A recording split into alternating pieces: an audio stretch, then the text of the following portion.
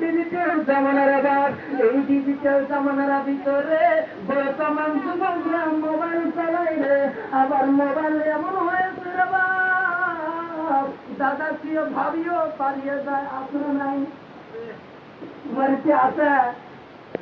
আমারও কি আছে রে বাপ, এক ঠিকাদার আছে সে না মনটা খুব বেজার বুঝলাম ভাই, মনটা এমন করে রে মনে তো বেমারি একদম শুনো মুরগি তুই তো ভাই না করিস কইকে এই মোবাইলে মোর সংসারের লাল বাতি জ্বালাইছে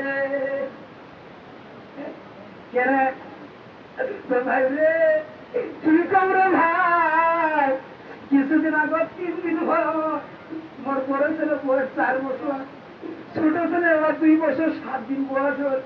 তোর ভাবি না আমার দিন সাথে পালিয়ে গেছে, এলা তুই সবার টান নাই। মাঝে মাঝে কই যে জিও মোবাইল মানে 4G কিনে দিছে, তো ভাই মাঝে মাঝে না ভিডিও করে দেখতে থাক, সেই জন্য তো ভাবি একটা মোবাইল ভাবিও চলে গেছে। বাদ গান শোনার গান মানিক রে ওই মেয়ের ভিতরে এলেন নাই, সেই জন্য ওই মেয়েটি এইভাবে মোবাইল নিয়ে পালিয়ে যায়, মোবাইলে ভালোবাসা করে চালিয়ে চলে যায়, তাই না দাদা? আমার বন্ধুগণ এইবার আবু বকর এইবার যখন কালেমা গ্রহণ করলো আল্লাহর নবীর কাছে, নবীকে বলছে নবী গো আপনাকে নিয়ে আমি যাব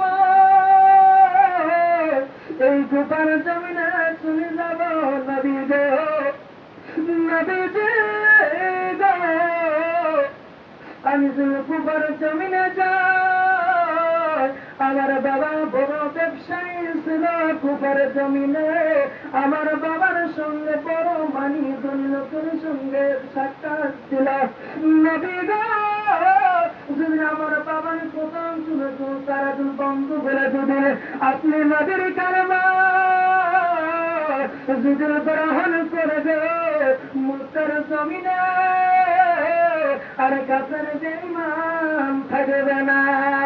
নবী বলছেন আবু বকর রে আবু বকর তোমার মা উম্মুল খাইর এখনো তো মুসলমান হয় না।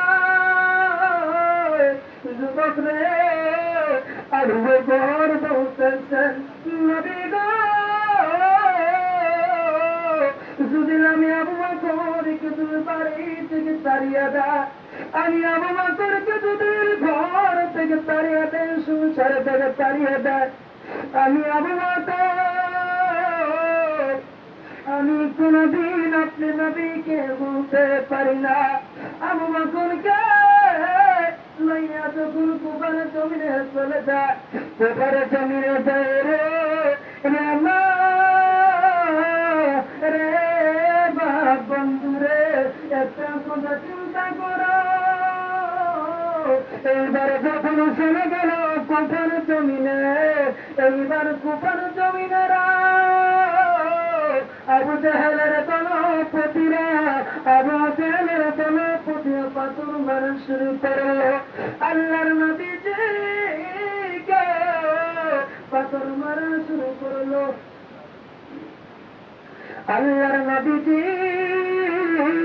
সাহাবী আবু বকর বলছেন কুপার জমিনের বাসীরা যত পাথর আছে রে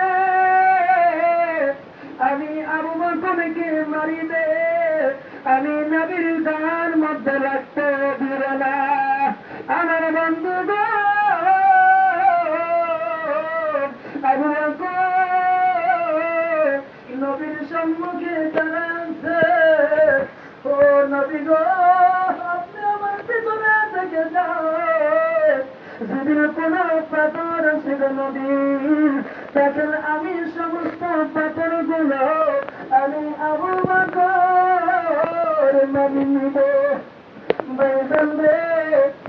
কান্না আসে না, আমার তার আল্লাহ বললেন যদি কান্নার ধরে আমার আল্লাহ রাব্বুল আলামিন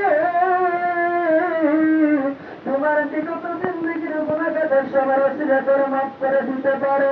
ভাই একটু জোরে বলা যাবে কি সুবহানাল্লাহ, একটু দিলটা নরম করে দাও।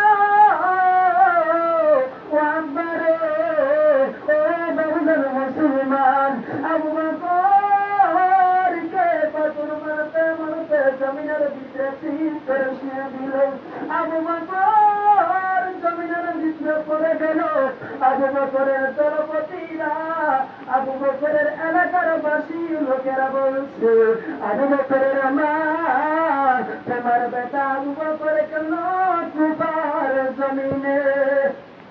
বলছে আবু বকরের মা, তোমার বেটা কোথায়? কুফার জমিনে পড়িয়েছে রে। তো বাবু পুতি রে, তো কুফার জমিনে পড়িয়েছে। পড়া যুদ্ধে যুদ্ধে বাপ যেতে যেতে যেতে যেতে দেখো আবু বকর কি করে শুকিয়েছে। আবু বকরকে নিয়ে আসেন, বাড়িতে নিয়ে আসলেন। আসার পরে আবু বকরের ছেলে আসলো রে বাপ। আবু বকর জ্ঞান হারিয়ে গিয়েছে। পরের দিন শুভেচ্ছা দিকের সময় আবু বকরের জ্ঞান এসে গেল। তিনার মা বলছে রে বেটা, আয় আয় রে, ও আমার সোনার ধান মানিক রে, এই রুটি কয়টা খেয়ে নি? বলছে মা জননী গো, আমি রুটি খেতে পারবো না, পারবো না, আমার সোলকে ছাড়া আমি এই রুটি কেনা মতোই খেতে পারবো না। বাবার মুসলমানেরা কোনো মতো আবু বকর খায় না। আবু বকরকে নিয়ে কুফার জমিনের দিকে চলে যায় রে। কুফার জমিনে যখন চলে যায়, কুফার বাসী বিশ্ব নবীর নিকটে আবু বকরকে নিয়ে যায়। আবু বকর কান্দা, নবীর দৃশ্য দেখে গো।